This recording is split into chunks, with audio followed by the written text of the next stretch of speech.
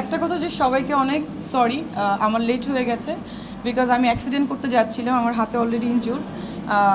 মালিবাগের train স্টেশনে আমার গাড়ি ওখানে জাস্ট 1 সেকেন্ডের জন্য আমি না ঘুরালে হয়তো বা মানে আমি এখন থাকতাম না। যাই হোক, এই জন্য আমি এক্সট্রিমলি সরি টু এভরিওয়ান। মঞ্জুর ভাই আমার ভেরি ক্লোজ।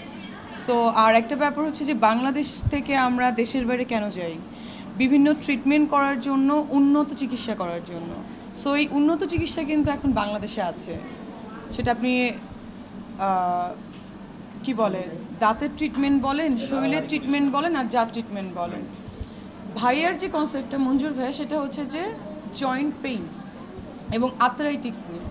সো আমার বাবা, আপনি জানেন যে আমার বাবা নেই। আমার বাবাকে অনেক ট্রিটমেন্ট করেছিলাম 2 বছর যাবৎ। তার ব্লাড থাকতো না, ব্লাড ভেঙে যাচ্ছিল।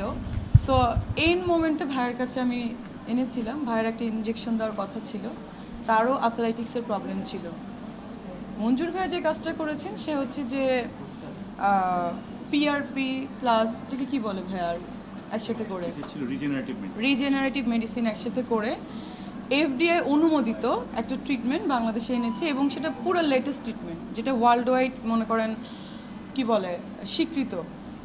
এবং এই ট্রিটমেন্টটা করলে যাদের হচ্ছে অস্থি মজ্জা যেটাকে বলে, বা অস্থি সন্ধির ক্ষয়, যেটা আমার আম্মুর আছে, বা আফটার 50 ইয়ার্স ওল্ডে দেখা যায় যে মানুষের কিন্তু হাড় ক্ষয় রোগ শুরু হয়, 40 থেকেই শুরু হয়, রাইট?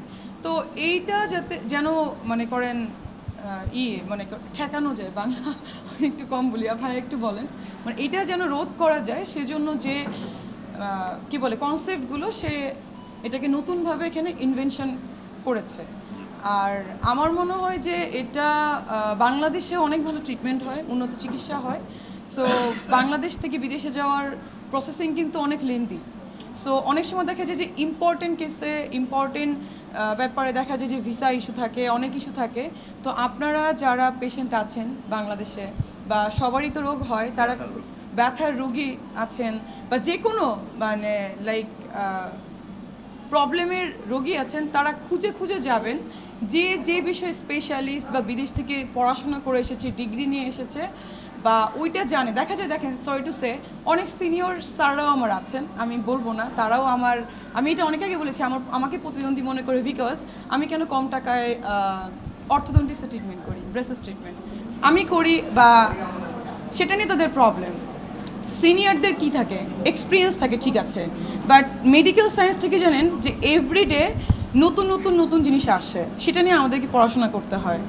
ভাইয়াও আমার মনে হয় যে ক্যারিয়ারের দিক থেকে মোটামুটি অনেকটাই সিনিয়র না, মিডিয়াম সিনিয়র, 10 ইয়ার্স। বাট ডক্টরদের দেখা যায় 25-30 ইয়ার্স এক্সপিরিয়েন্স, সেই সব ডক্টরের কাছে আমরা যাই। অফকোর্স আমি রেসপেক্ট করি অল অফ ডক্টরসকে যারা সিনিয়র, কারণ এইজেরও একটা ব্যাপার থাকে, পেশেন্ট দেখতে দেখতে একটা এক্সপিরিয়েন্স হয়ে যায়, আমি এটা না করছি না। বাট প্রবলেম হচ্ছে অনেক ডক্টরই দেখা যায় সিনিয়র, তারা জানে, কিন্তু নতুন মেডিসিন যে তৈরি হচ্ছে সেটা জানে না। সো আমরা যারা এখন ইয়াং আছি, আমার যদি এক্সপিরিয়েন্স অনলি 4 ইয়ার্স, আমার কথা বলবো না।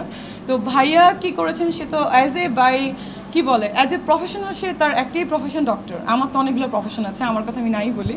তো সে সেটাকে নতুন করে জয়েন্ট পেইন নিয়ে কথা বলার, আর্থ্রাইটিক্সের যে লেটেস্ট ট্রিটমেন্ট, আর্থ্রাইটিসের প্রবলেম কিন্তু আমারও আছে, এটা কিন্তু আমার জেনেটিক্যালি, ভাইয়া জানে, আমার নিজেরও আছে, আমারও হিমোগ্লোবিন কম থাকে, আমিও ভাইয়ের কাছ থেকে ট্রিটমেন্ট নিয়েছি। সো আমার মনে হয় আর্থ্রাইটিক্সের প্রবলেম বাংলাদেশে এটা একটা ন্যাচারাল প্রবলেম। আপনারা টেস্ট করেন, চিকিৎসা করেন, এবং মঞ্জুর ভাইয়ের কাছে অবশ্যই আসবে। আসলে আর্থ্রাইটিস বা ব্যথা বা ক্ষয়বাত, এটা কিন্তু বাংলাদেশে এখন অলমোস্ট 20% রোগী বা জনগোষ্ঠীর একদম একটা বৃহৎ অংশ। আমাদের খাদ্য দূষণ এবং কৃষি দূষণের কারণে এখানে এখন অনেক ধরনের আর্থ্রাইটিসের সমস্যাগুলো অনেক বেশি হারে বেড়ে গেছে। তো এগুলোতে আমাদের ট্র্যাডিশনাল মেডিসিন অনেক ক্ষেত্রেই তারা আনসার দিতে পারে না, এবং তারা অনেক সময় পার্শ্বক্রিয়ায় ভোগে বা দীর্ঘমেয়াদী সুফল লাভ করতে পারে না।